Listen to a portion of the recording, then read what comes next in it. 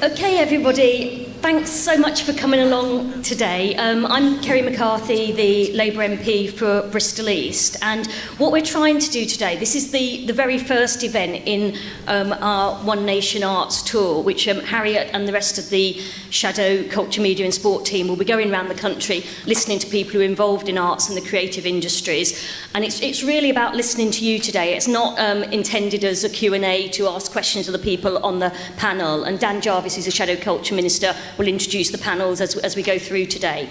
But it's really about finding out from you what's happening in the art scene in Bristol and in the wider southwest. What are the problems, particularly what are the issues that government could have some influence over? What sort of help and support do you need for us? Where the policy's going wrong? Where do they need to be put right? So we really want to hear from all of you today. And what we've tried to do, we didn't have that long to pull together an audience for today, but really tried to represent Bristol in all its wide diversity. So we've got the highbrow, the lowbrow, the mainstream, the obscure.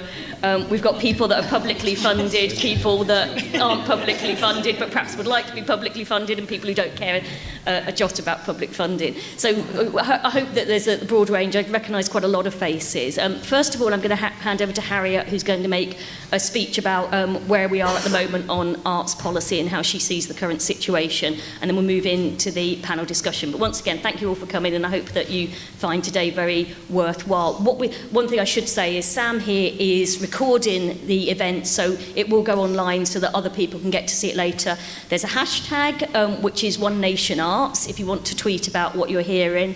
And I think that's it, actually. So Harriet Harman, I'm sure, doesn't need any introduction. You know, Deputy Leader of the Labour Party, Shadow Culture, Media and Sport spokesperson as well, and all sorts of other wonderful things. But over to you, Harriet.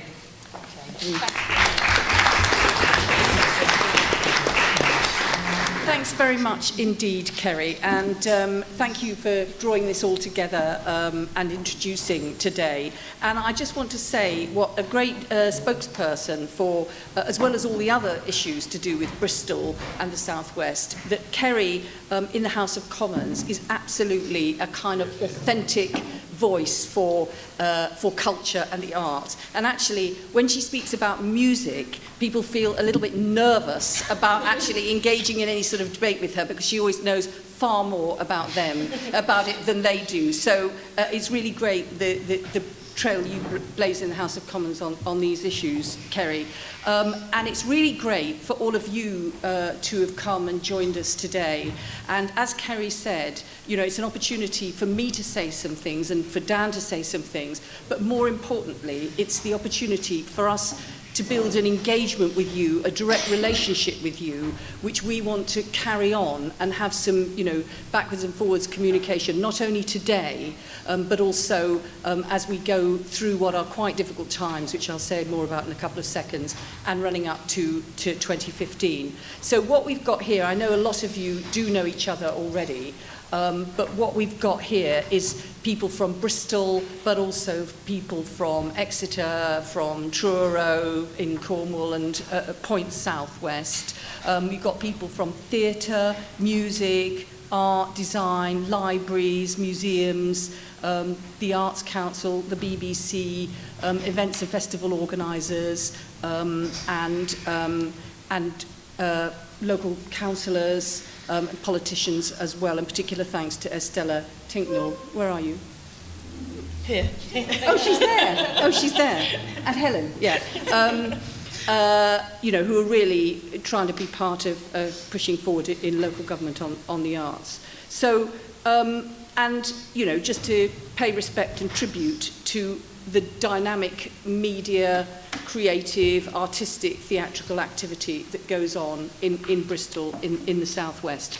I did a little bit for BBC TV outside the station, and I stood outside one of those grommet, lovely statues. But what was interesting was that everybody who was walking past out of the station, they all pointed at it, they all stopped and took a photograph, and they all had a little giggle, because, you know, it just reminded them of how much they enjoyed it. Anyway, we often debate and discuss health, education and the economy, But I think what we want to be saying clearly is we recognise that the arts contribute to all of those. And it's right too that we have to always remind ourselves that when we're talking about the arts, we have to start with the intrinsic value of the arts. You know, the kind of spiritual, uplifting, impossible to quantify, but we know the importance of the arts, you know, the great joy it brings, the challenge it brings, what it tells us about ourselves, our lives, and the world in which we live. So I think the intrinsic value is really important. Yes, the arts make money, and culture makes money for the economy, but they are never just a commodity. But they do make money for the country. And we want to very clearly stand up for the arts and declare their importance to individuals, wherever they live, to communities and their sense of identity, and to the country. And I think that we are a country which actually is incredibly successful in creativity and arts and media. And if you think, you know, whether it's music, fashion, film, you know, out there, our cultural creativity is admired and envied all around the world. And it's because of that belief and our recognition of that that when we were in government, we did step up our support for the arts, for its intrinsic value, but also its economic importance and importance to communities. So what we did is we sort of reorganised and strengthened the Culture, Media and Sports Department. We're very relieved that it doesn't look as though it's going to be abolished, so that's good. But we massively strengthened it when we were in government, brought in free entry to museums and galleries, we trebled the budget for the Arts Council. But actually, any public investment that goes into the arts and culture is repaid back into the economy. It's repaid over and over. And so if you think that the figures are something like for every £1 invested in the arts, £4 goes back to the economy in a whole range of different ways. Somebody was telling me the other day that actually Shakespeare, subsidy for some people has become a bit of a dirty word, but actually we've got to remember that Shakespeare was actually subsidised. And that basically there's not a contradiction between contradiction between subsidy on the one hand and commercial success on the other. In fact, subsidy can lay the basis for commercial success. And also, there isn't a contradiction between subsidy, public investment, and philanthropy, because often subsidy and public investment can create the basis on which philanthropy can then add. So we think there must be very much a public policy imperative to make sure that the arts are there for everyone, not just privileged people and certainly not just people in London. And that's wrong in principle because the arts and culture should be for everybody. It shouldn't be, you know, depending on where you live. But it's also wrong in practice because actually we know that talent and creativity does not reside just in one part of the country. It needs to be drawn from all over. So if we need to succeed creatively in the future, we have to draw on the talent pool throughout the whole country. We're doing this tour all around the country following having had our debate in the House of Commons. We'll be constantly raising these issues in the House of Commons. We want to hear from you, so we raise the issues you're concerned about as well. Now, one of the concerns that we have at the moment is that we know that the arts are facing a difficult time because of cuts to the Arts Council, cuts to local government and the general economic situation. And that is a concern. We don't want to kill the goose that lays the golden egg, but it's a particular concern in the regions outside London. So if you look, I've just been looking at the figures and doing an analysis of the figures. When it comes to philanthropy, the figures are that in London per head, philanthropy is contributing £59.52 per head in London per year, which is great. But when it comes to the southwest, that figure is £2.83 per head. So basically, philanthropy is supporting the national institutions, and that is incredibly important, but it's not reaching out. In fact, at one stage, Jeremy Hunt said, the first Culture Secretary, that his policy for the arts was philanthropy. But bearing in mind philanthropy's current practice is about London, that is very, very stark. But if you look at Arts Council funding and compare the figures per head, which again, I've just done the analysis of it, obviously the Arts Council has to support the major national institutions, and all but 2 of the major national institutions are in London. I mean, these are internationally recognised. It's very important. That is a national responsibility for the Arts Council. But actually, if you look at the amount the Arts Council spends, per head, they spend in London £21.33 per head in London. But when you get to the southwest, it's only £3.05 per head. And that really underlines the importance of local government and what is actually happening locally. And the problem for local government has been that it's already had 33% cuts since 2010 and is looking ahead following the spending review the week before last to a further 10% cuts. And therefore the concern is the squeeze that are on those things that are not the statutory responsibility. And actually, if you look again at the figures,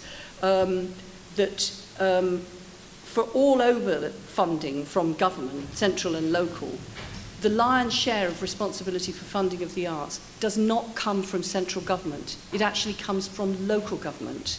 So mostly when people think about arts funding, they think about public money going to the Arts Council and then from the Arts Council around. But actually the split is that 56% of all government funding for the arts comes from local government, and the remainder comes from central government grant in aid through the Arts Council. I can see people shaking their heads at this. I promise you these figures are absolutely accurate.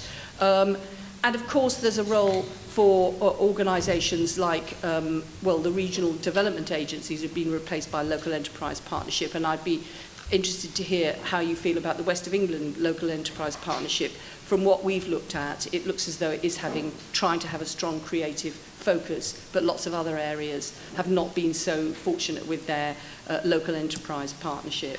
So basically, what we think is that the government need to be sure that through this difficult time, that if the arts are going to thrive in the future, they have to survive now.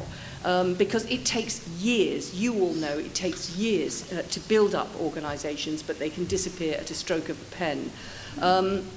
And I think that what we're wanting the Culture Secretary to do is to be, working across government for all the Secretaries of State to be doing what they can for culture and media and the arts. That means, for example, like the Business Secretary, making sure that he strengthens protection of intellectual property, which is very important for creativity. It means absolutely not letting the Education Secretary downgrade arts and creativity in the curriculum. I mean, that is Michael Gove's department, but it's incredibly important for the culture department that it doesn't just get sort of pushed out. And already we're seeing the number of students going for GCSEs in creative subjects falling because of the exclusion of certain from the measurements of what they regard as core academic subjects. And it also means Maria Miller actually, instead of just trumpeting what she's managed to do, really engaging Eric Pickles in a recognition that communities and local government have got an important responsibility for the arts as well. And I do have to say that currently the ministers at the DCMS are basically saying British arts and culture is fantastic, which it is, but thereby denying that there is a problem, which I'm afraid there is as well. So what we are doing is saying that I think that what we need is a kind of sort of a survival strategy for now, which involves focusing on philanthropy, it involves supporting and bringing together local government, and a real proper survival strategy for the arts, but also looking ahead to the future.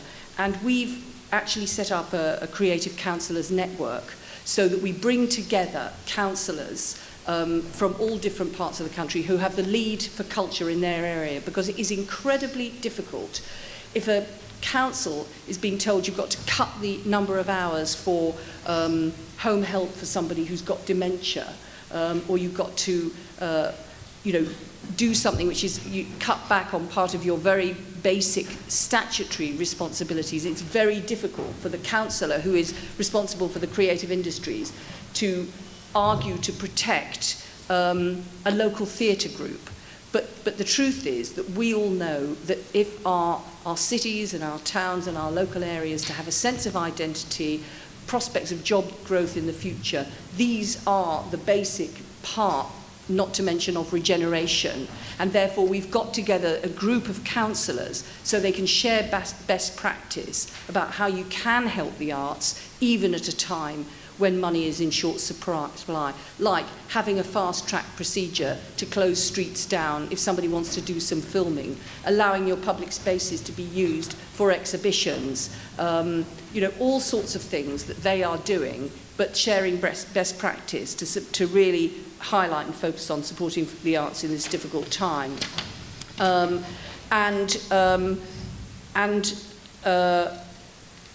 As part of our kind of plan that we're working on for the future, as well as a specific strategy for the regions, which I think has got to be one part of this 6-point plan, rather than just having a blanket overall strategy. I think we have to have a specific part of that overall strategy, which is about the regions.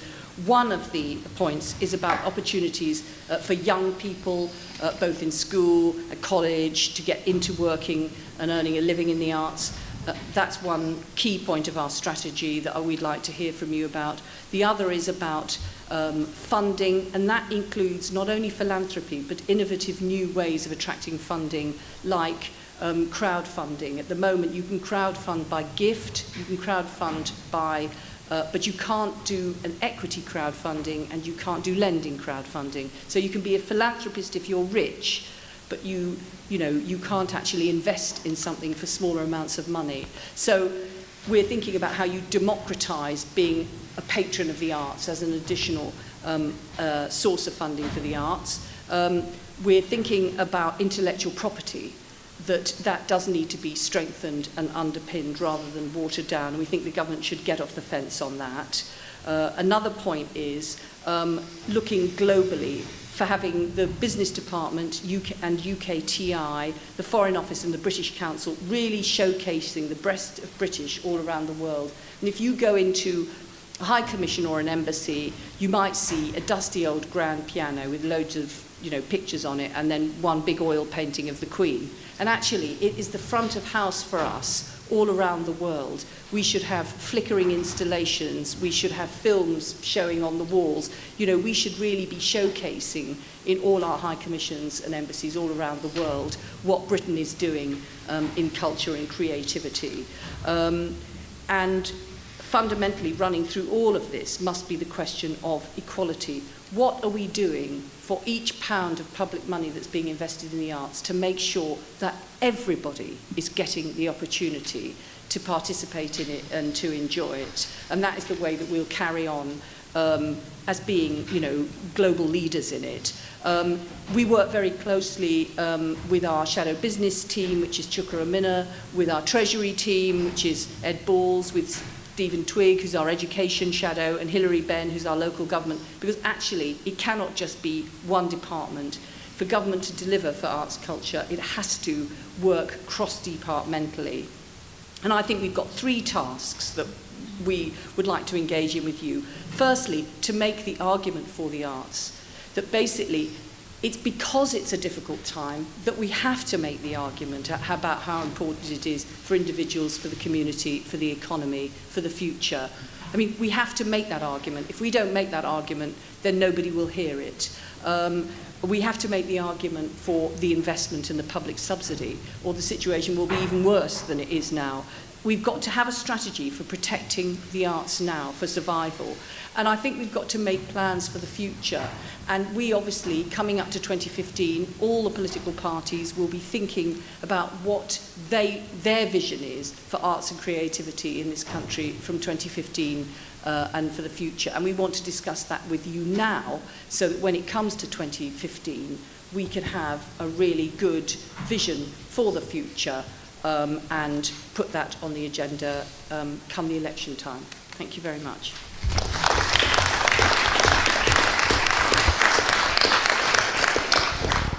Thank you, Harriet, and thank you, Kerry. But mostly thank you to all of you for finding the time to come and join us this afternoon. I know people have travelled from across the region, and we're very grateful that you're here to have a conversation and a debate with us this afternoon.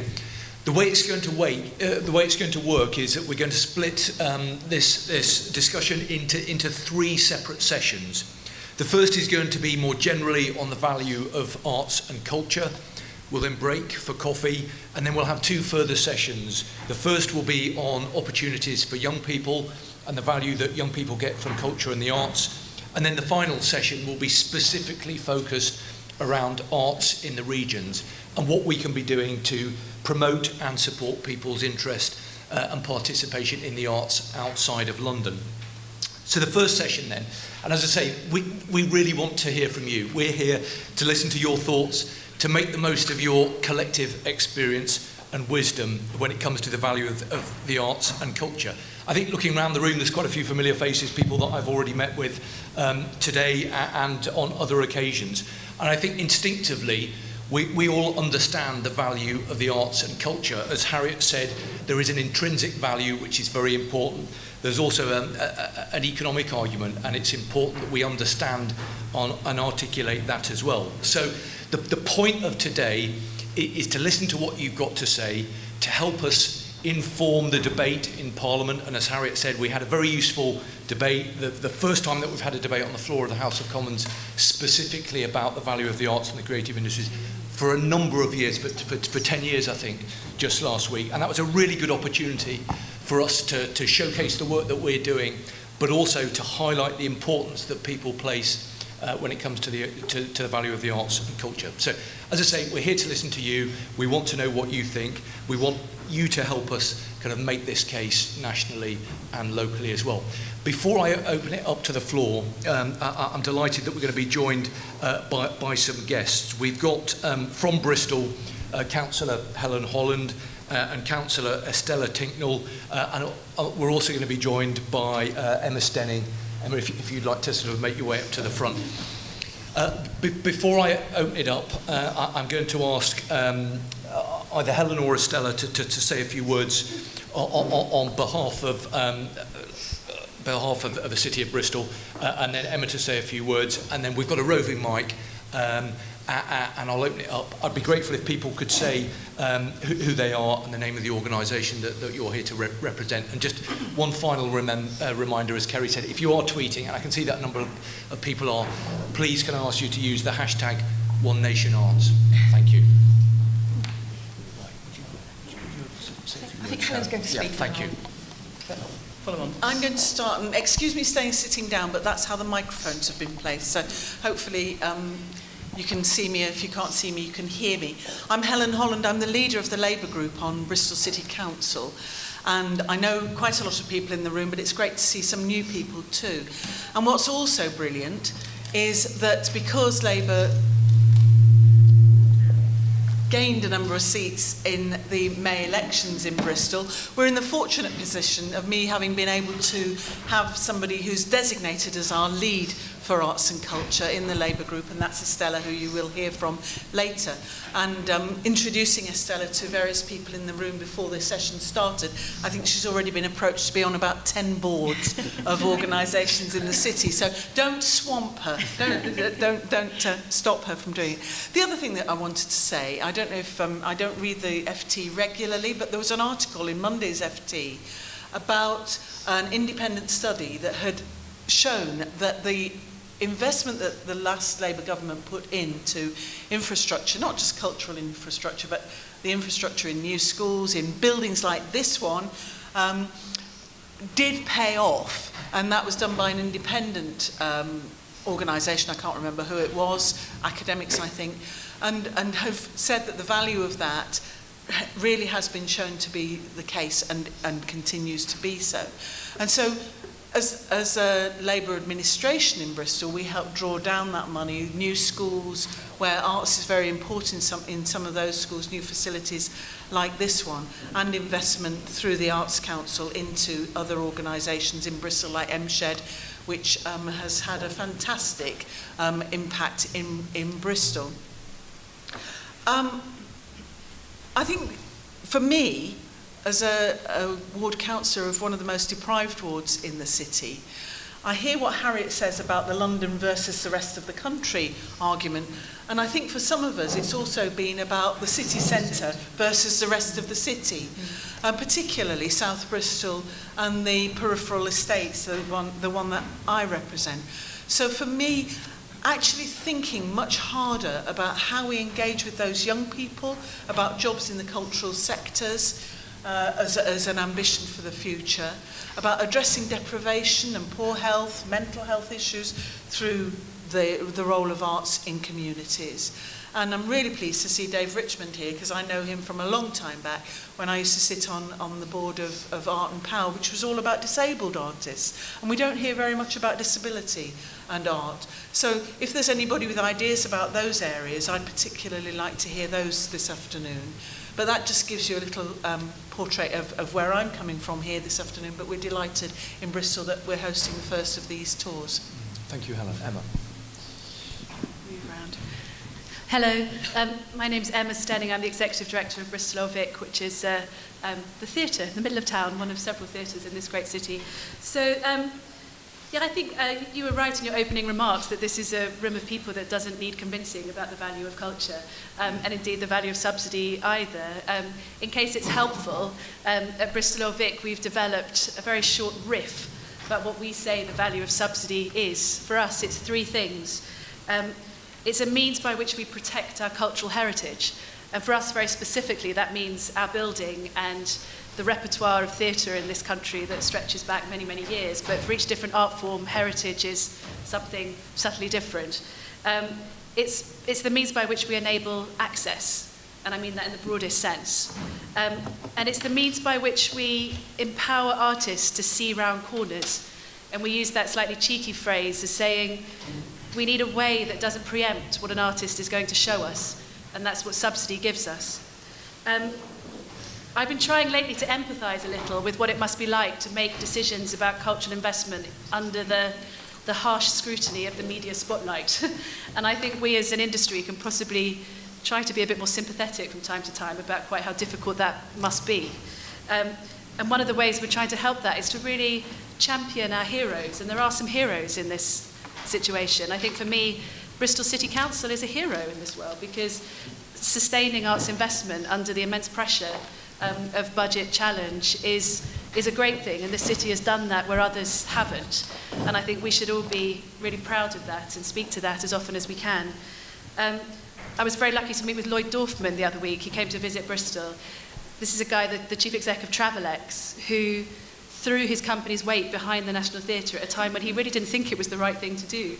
And in the face of looking at his own business facing considerable challenges as the Iraq War started to threaten the tourism industry, he listened to Nicholas Heitner and he invested in that theatre, and he said to me last week it's one of the best decisions he ever made, commercially, as chief executive of his business. So he's a hero in this situation.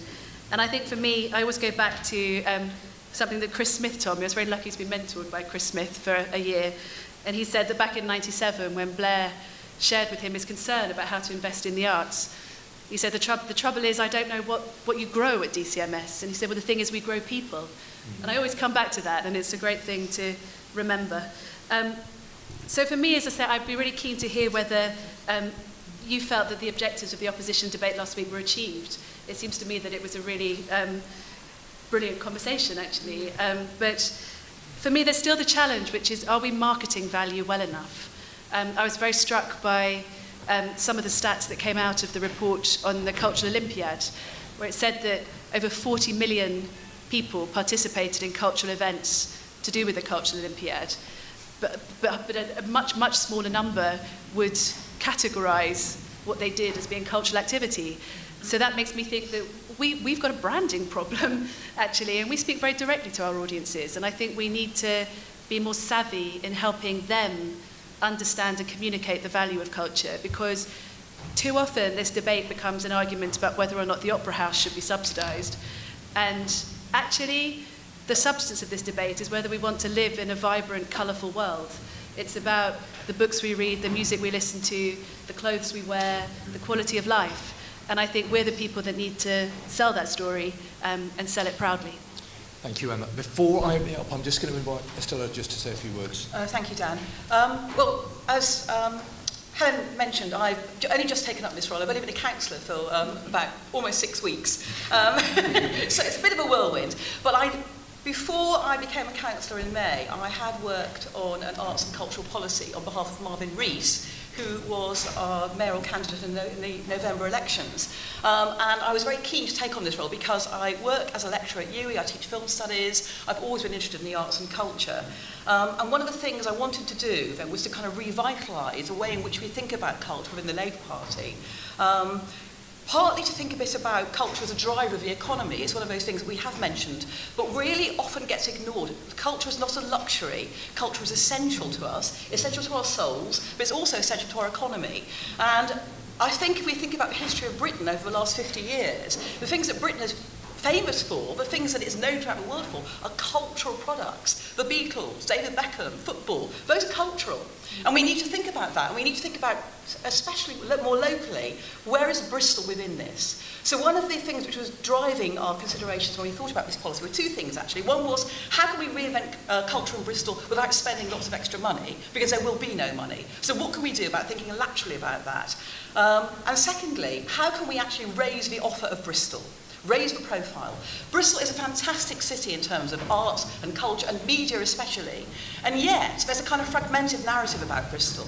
And I think some of that's to do with a kind of shame about our past. You know, Bristol built its wealth on slaves and sugar and chocolate and lots of kind of bad things, and yet out of that came a beautiful city, a wealthy city, but also a very segregated city. So one of the things that was driving me was to ensure that we make culture and the arts and media, firstly, broadly defined, secondly, accessible to all, regardless of class, gender, ethnicity, or disability, and finally, to reimagine what kind of city Bristol might be. Could Bristol be a Sydney, a Toronto, a Barcelona? Yes, it jolly well could, and it should be. But it can only do that, I think, with a strong local authority leading that. Other cities in this country have done that. Birmingham did it. Liverpool's got a fantastic waterfront. Bristol has a lovely waterfront, but there are enormous pockets of deprivation in this city, and still a rather grim city centre, which doesn't really invite the visitor in ways that we might hope. So those are the kinds of things I want to think about, culture in its broadest sense, but also bringing the margins to the centre and the centre to the margins. I represent Lochleys, one of the most deprived of the wards in this city. I want people in Lochleys to enjoy the culture of Bristol, not to be marginalised by the fact they can't get into the centre, because getting on a bus involves spending £5 for 2 people, and they don't have that kind of money. So those are the sorts of issues I think are also important. Okay, thank you very much. Right, I'm now keen to bring you in. Can I just remind you just to introduce yourselves and say who you're here to represent? I'm quite keen to try and keep on track in terms of this specific bit of the workshop is on the value of arts and culture, and then we'll come on to education in the regions later. So who'd like to start off? Yes. Hi, there's quite a lot to comment on there. My name's Katie Noakes and I'm now a freelance dance producer. The first thing I wanted to pick up on was we're talking about the intrinsic value and the economic value as if they're two separate things, and actually they are the same thing, because through all the participation opportunities that the arts provides, it can do so much in terms of the health agenda, the crime agenda, the education agenda. So actually the intrinsic value benefits the economy of the country in a kind of greater way as well.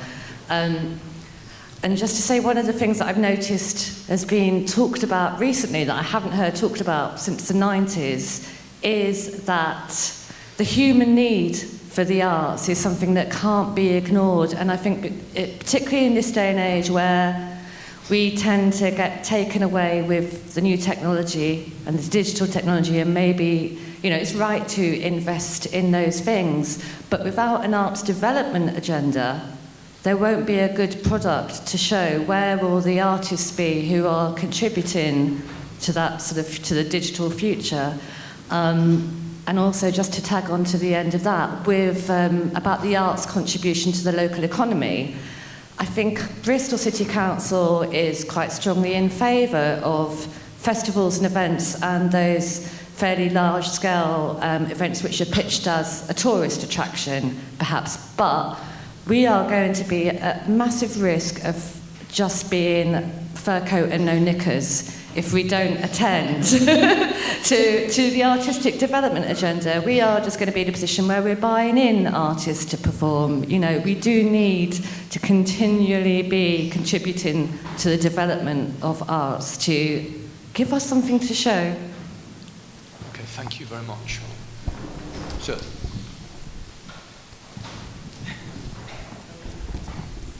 Thanks, Chloe. Sorry, I'll get stuck straight in. My name's Matt Booth. I set up the music development agency for Bristol Music Foundation, BMF, about 6 years ago. We set it up as a group of professional people working in music in Bristol at the time, and it came out of a conversation in a pub, effectively, and the fact that we were all working commercially around the world. And there was no route really for the, if you like, government bodies that were like DCMS or the trade bodies for music to actually come into Bristol and provide the support that is needed to be provided to people that are emerging artists or established businesses which were not gathering the kind of royalties and the kind of money that I think Bristol or Vic might agree that you may not be aware that is actually out there. And the point I kind of really want to make is that there's Stella particularly, I think if you're coming into a role which is an arts role within the council, you have to break down the barriers between those that do and those that fund. You have to break down the barriers between public sector and the people that actually work on the ground. And Bristol has this reputation for left field underground revolutionary art, be it in Banksy, be it in Crust, who's here and represent, or be it from Portishead, or be it from Massive Attack. Now, I can tell you, because I started at BMF with Jeff from Portishead, that they have never had any funding from anybody in the arts. We set the BMF to try and fund people, and I was able to get money mainly from the UKTI, and we still get money from the UKTI. And that isn't a battle, it's a battle to get money from other places, but the actual organisation of that relationship is the battle. That is the problem. Kerry helped Jeff with a visa recently to go to America because he got stalled on a visa. And this is one of the biggest artists. He headlined Friday night Glastonbury Festival, possibly in the world. And he couldn't get a visa to go to America. There's so many problems where the public sector will have money and will have money cut. And I have watched millions go down the drain in the last 6 years. And what they don't do, and I do take Kerry out of this, but I mean, what they don't do is come and talk to the people that actually do it. And if you want to start somewhere, start there. Okay, thank you very much. Right, who else would like to make a point? Nobody at the moment. Do you want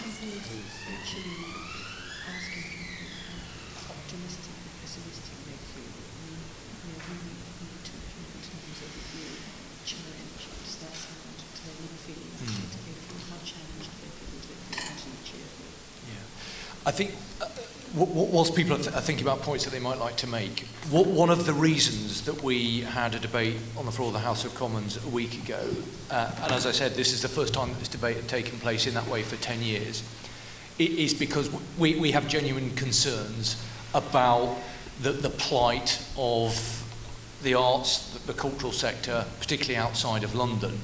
Now, the response from Maria Miller and from Ed Vasey in the context of that debate, I think we thought was quite complacent because essentially what they sought to do was paint a pretty positive picture of the state of the arts in this country. So I think it would be really useful to get from you today is your feeling about how healthy or unhealthy things are. You know, how difficult is it actually at the moment? You know, the government would have people believe, Maria Miller, and I'm paraphrasing her slightly, was not far off saying that actually the arts have never had it so good. And we just don't think that's credible. That's not what people have been telling us from around the country. So I think any indication from you about how things are at the moment, that would be really useful for us to kind of to shape our debate and to give us that kind of knowledge that we can then go back to the Secretary of State and advise you to make the case for the arts on your behalf. I don't know if anybody can reflect on that. And do you see a way of making philanthropy work for you and fill that gap?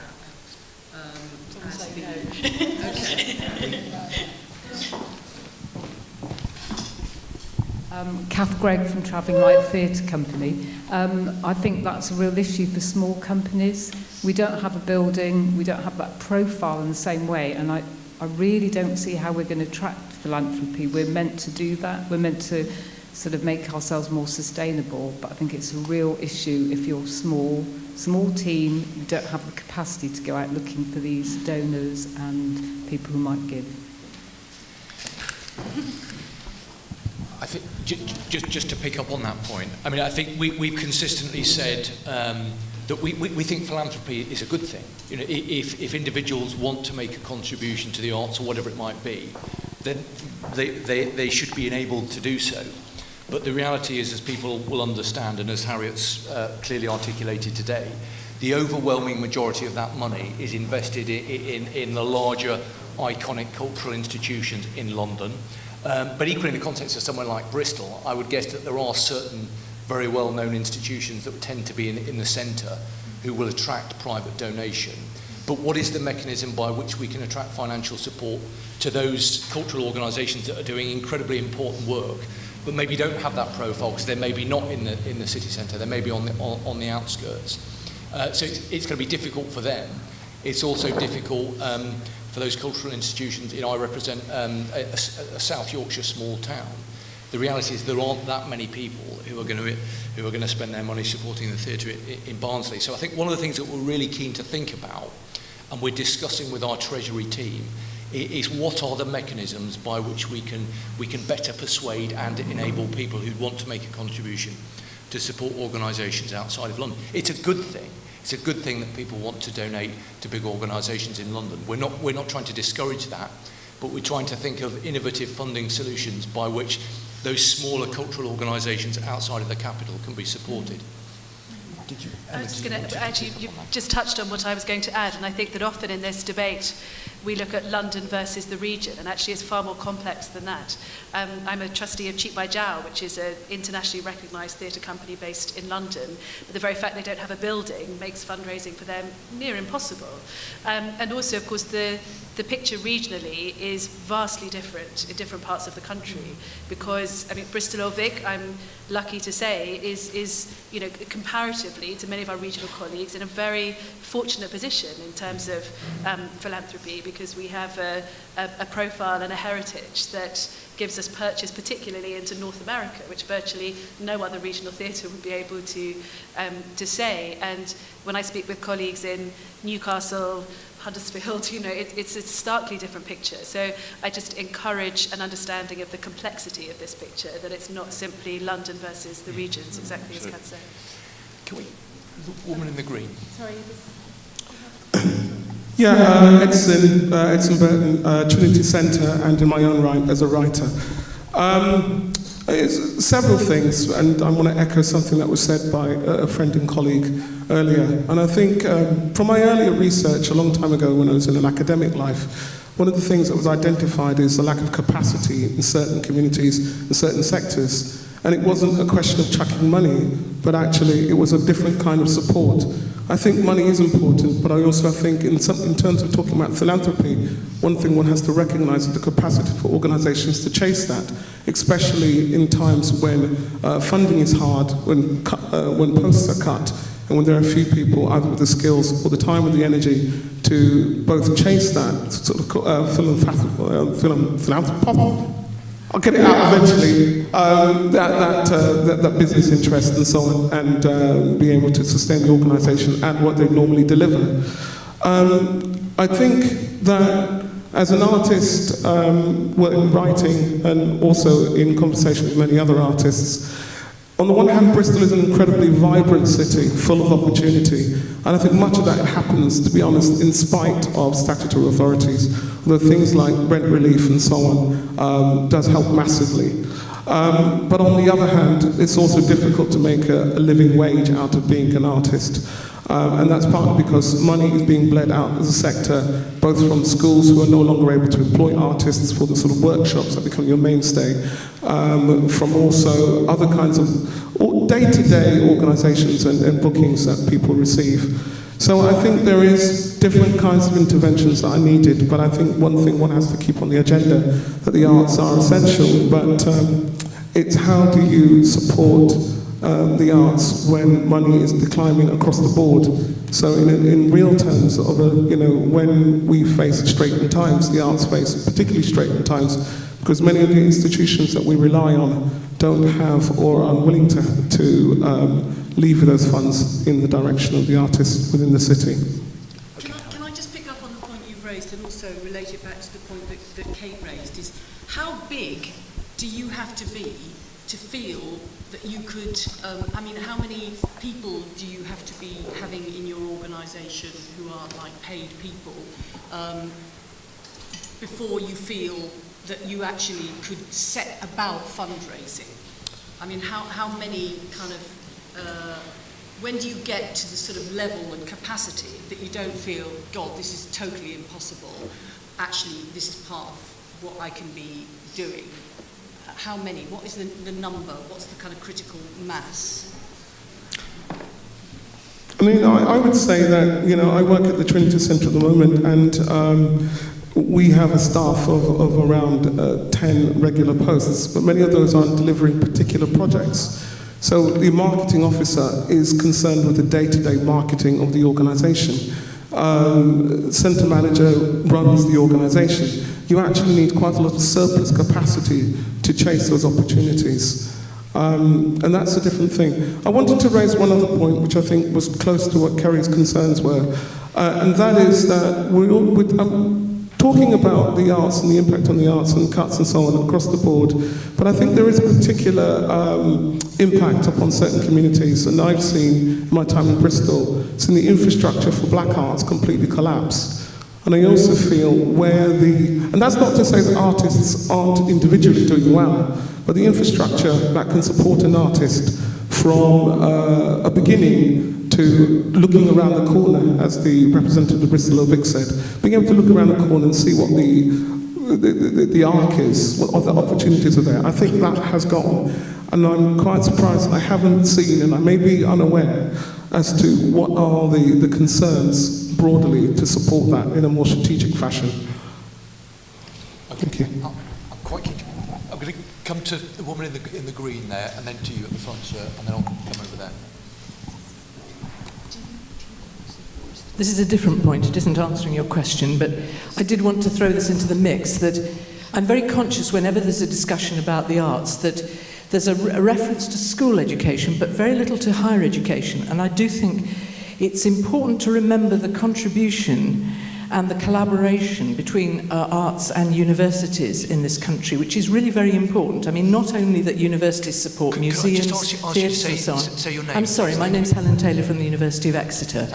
And not only is there a collaboration between a lot of arts organisations and universities, which is very important in terms of fundraising, actually, because it does relate to a research council funding as well, so that there is a real economic benefit to the arts, because universities and arts organisations can apply for joint funding now with the way that the research councils have opened that up. But there is also, I mean, you said, Emma, about DCMS, we grow people. Universities grow people, and they have grown the artists and the actors and the arts managers and administrators who work in the country. These are our future people, and the the raising of fees, university fees, has had a very detrimental effect on that because it has meant a decline in the number of applications for drama courses, for fine art courses, and so forth in the country. And I think that it is very important to remember that that relationship, both to the benefit, the economic benefit, but also the hit that has been taken by fees, the fees rise. Okay, thank you very much. Can I just ask another question? Basically, the Arts Council gives out money, and obviously that is contested by a lot of public opinion of people who think, oh, well, God, it's so difficult if you haven't got enough money to look after the elderly with disabilities. Really, shouldn't they be taking, and also, what's the point of it? Because actually it's only for a few elite people. Do you think there should be a more explicit contract, if you like, in terms of if you get money from the Arts Council or if you get money from local government, you have got to show that if you're in a particular place, for in that place, the number of primary school children, the number of secondary school children who will walk through your door, and that you'll have to actually account for that as part of the condition. I know people, on the one hand, don't like targets and don't like conditions, but feeling as somebody who wants to argue for public subsidy, it feels to me it'd be much easier to say, but when the taxpayer puts in a pound, that pound will find its way through to children who will then have the opportunities for the future. And at the moment, we can't say that because it's all kind of, there's good practice and everybody agrees with it, but it doesn't feel to me as if it's actually nailed down. What do people think about that? Yes, can I?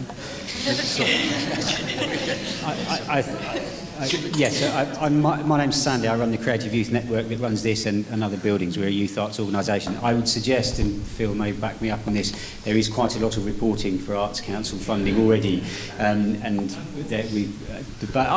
from a personal point of view, I'd say the balance is about right between the sort of intrinsic artistic outcomes and the reporting is different from a condition and a target.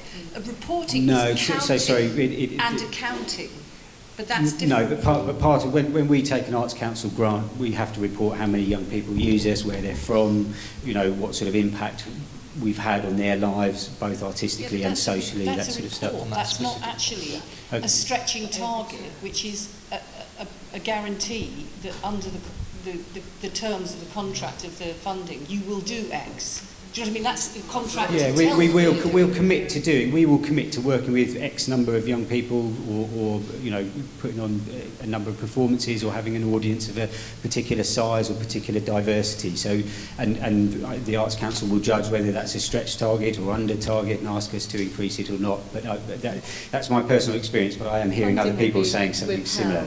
If you don't meet those targets, they can reduce the funding in that agreement during the course of that contract. Okay. My original point was thinking more about philanthropy.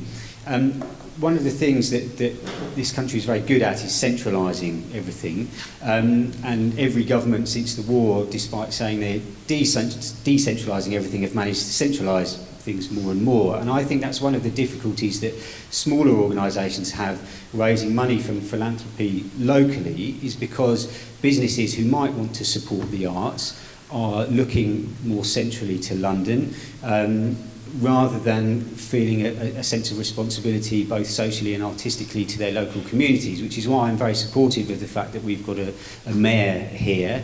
I think what he's trying to do is to make Bristol, give Bristol a sense of community, and I would encourage decentralisation. I think will encourage more local philanthropy in the future. I know that's a long-term aim, but I think the more you centralise everything, taxes, business rates, etc., the less local philanthropy and local giving you'll get. Okay, I think we'll come to the front and then I'll come to you. There's another way of looking at mayors. I just, throw this out, not as a kind of stating a position, which is that it's centralising power which was otherwise dispersed through a council. I mean, that's just a thought. Yeah. Different ways of looking at it. But, Yeah, thank you. Had that.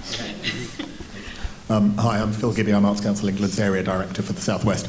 Just go back to the point you made, Harriet. I think if you were to take a popular survey of the cultural sector in the South West, certainly I think either having to report more closely or having more tasks prescribed to them in terms of what they should be achieving is something that would be not popular in these very challenging times. I do agree about how do we spread public money more equitably to reach, to deliver great art to everyone. Maybe that is to do with choices we make as funders up front about who we support, rather than trying to put a square peg into a round hole in terms of what we require of organisations after we've decided to fund them, if you like. Let me put back something on that, which is just a local example. So I've got Camberwell School of Art in my constituency. On one side of it is the Oliver Goldsmith Primary School, which is, it's quite a deprived area. And on the other hand, it's the lovely Camberwell Baths, which is all being Victorian and done up, and they go swimming. And the kids go past the Camberwell School of Arts every week to go swimming in their crocodile, 2 by 2, and they never go in to the Camberwell School of Arts. It's got a big concrete flight of steps, and they can finish primary school there, go to secondary school, finish secondary school, and have never been up those steps. Now, the Dean is kind of dismayed that local people don't apply to go to Camberwell School of Arts. Well, why would they apply? It's like you're building you know about, but you've never been in. And I'm thinking about quite sort of brutal, basic things. This is not policy, but this is a challenge. Is like, should we be able to say about any organisation which is getting public funding, the local people will go in there. Now, I know you have to, if it's to do with schools, there has to be the push factor as well as the pull factor, so that basically it's a question of whether or not Ofsted looks at this and what encouragement there is or requirement for teachers to engage in that. But I feel uncomfortable about the idea that there's people from all around London and all around the country coming to Camberwell School of Arts, which is absolutely brilliant, and the local kids walk by it, don't even go in. Because when you go through the door, you can't help but be a bit uplifted by just seeing the spaces, what's on the wall, going to the amazing shop full of all the paints and charcoals and things. And should we have some really zero ground level thinking about how we say, if public money's going into it, can we endure the possibility that the local people can live a life completely apart from this and grow up in the whole area and have never been into it in their whole lives? Okay, thank you. We're running short of time and I'm under strict orders to stick to time. So I'm going to take 2 more points and then I'll come back briefly to the panel for some reflections and then we'll break for coffee.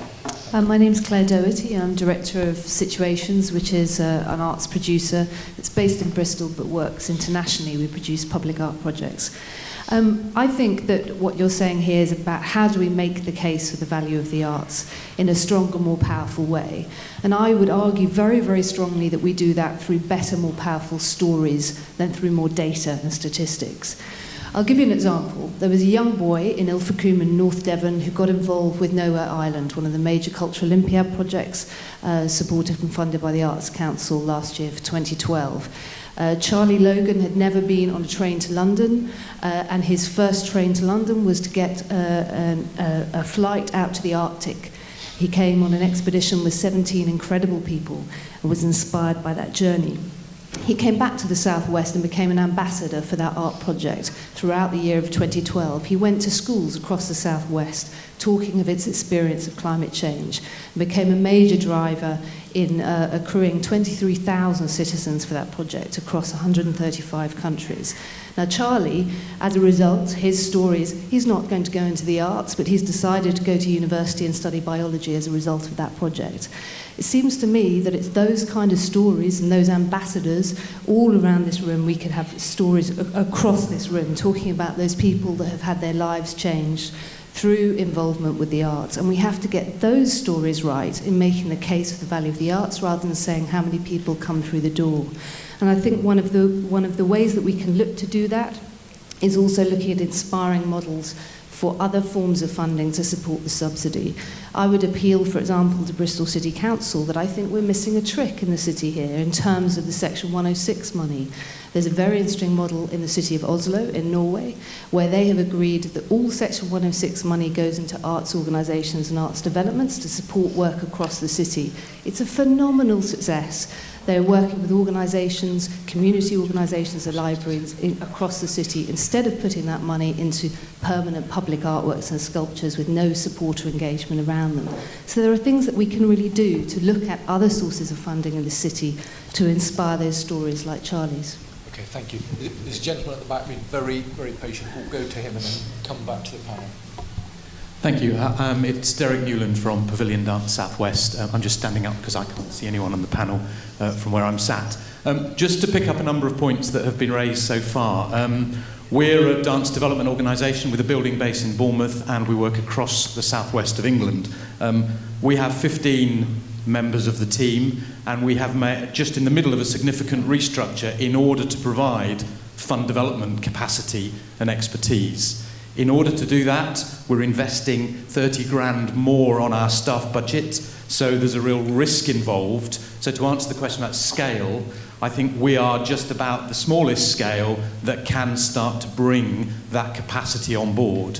Whether we succeed and that capacity starts to make a return on that investment, we will wait and see. If we don't, it's a speculation that won't have paid off, so there's a risk there. That's the first point. The second point around NPOs and their relationship with Arts Council, we already have, as has been made clear, specific requirements and conditions of funding which are quantitative as well as qualitative. We wouldn't, I think, welcome any return to a more patriarchal type of relationship. Tell me what yours are then. Tell me what yours are. So we have specific numbers of people, young people, that we need to engage with and evidence across the region within the 3-year agreement. We have particular targets about the level of our investment from grant in aid as a total percentage of our turnover. We have specific audience numbers in terms of the number of people who attend performative events. We have particular specific numbers of schools and education organisations that we need to be able to evidence as engaging with our organisation. To answer that. Sorry, I interrupted you. That's okay. Just a couple of quick final things. In terms of suggestions, I would just be very careful about arts development. It was mentioned earlier. The temptation to retreat from arts development and the support of artists in straitened times is very tempting, because obviously the coalface, the actual events, are seen as the most public face of the arts. But if you take out the development aspect, you risk the butterfly effect, that you are actually impacting adversely on an ecology that is very fragile. And you take out that bit that may not be noticed in a year, 2 years, 3 years, but you look 5 years, 10 years down the line, and you have a much diminished sector, which has all sorts of unintended impacts, not least economically. And finally, what I would suggest as an idea, and thinking about the Creative Counsellors Network, for example, is if we can be a little more savvy as to the ways in which we network and problem solve arts organisations with non-arts bodies in localities, i.e.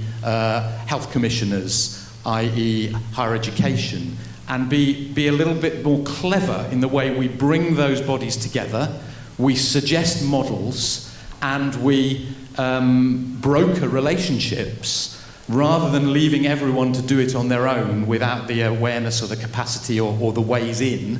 It's the introductions that are most important there. We might do ourselves a lot of favours. For example, finally, we run Parkinson's dance classes, incredibly successful. They should be rolled out into the community. There should be dance on prescription. Now, how you make that case to whom is the difficult bit. And if we can get help from local government in making that case and providing the introductions to the decision makers, suddenly all sorts of things become possible. Sorry for that length of time. Can I just ask a question in relation to, I mean, do you do a sort of thing like where you have a group of philanthropists who are prepared to come together and have like a sort of philanthropy fair where everybody shows their wares, or like a sort of speed dating whereby people will pitch and you get a group of philanthropists who might be interested in donating into the community, but by bringing them together with the smaller organisations, they've got a chance to see things that they haven't. Is that sort of thing? Yes, there is. Yeah, my name is Jerry Cowhick. I'm here representing a couple of arts organisations, Spike Island and the Bristol Ensemble.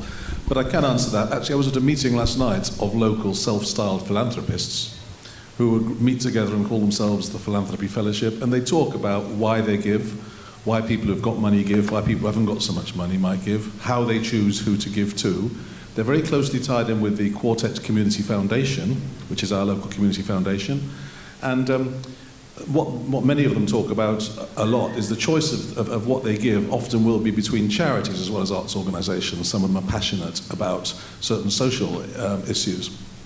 Now, to engage them in conversation, you simply need to go and meet them. They exist, they like to meet people from the arts. Many people in this room will know some of them as individuals. I'm going on to another event of theirs where some of them will be at in an hour's time. There is those conversations, they do go on, but there could be more of them. Okay. Well, we're going to have to wrap up. There'll be plenty more opportunity to have this debate. Before we do, can I just come firstly to Emma, just for some reflection on that? Just, three very brief points. You asked earlier about the size of an organisation might grow to before it starts to really seriously think about fundraising. We rebuilt Bristol Vic from being shut, essentially, during 2008.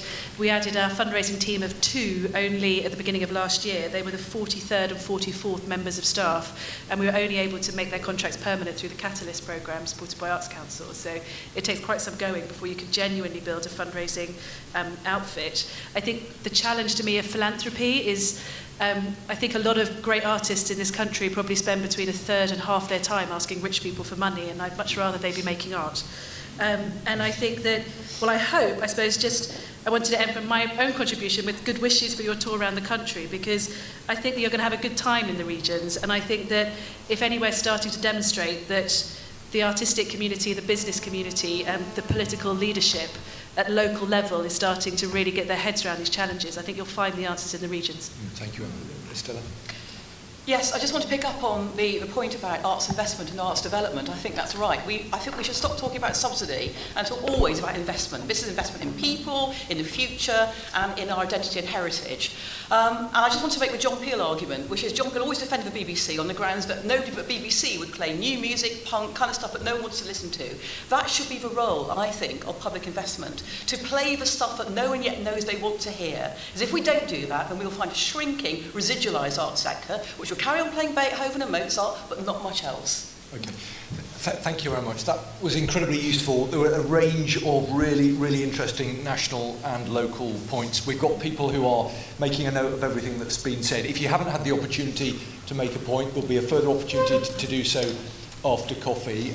We are now going to break for 15 minutes, but we'll start again in here at 25 to 5, talking about opportunities for young people. So thank you.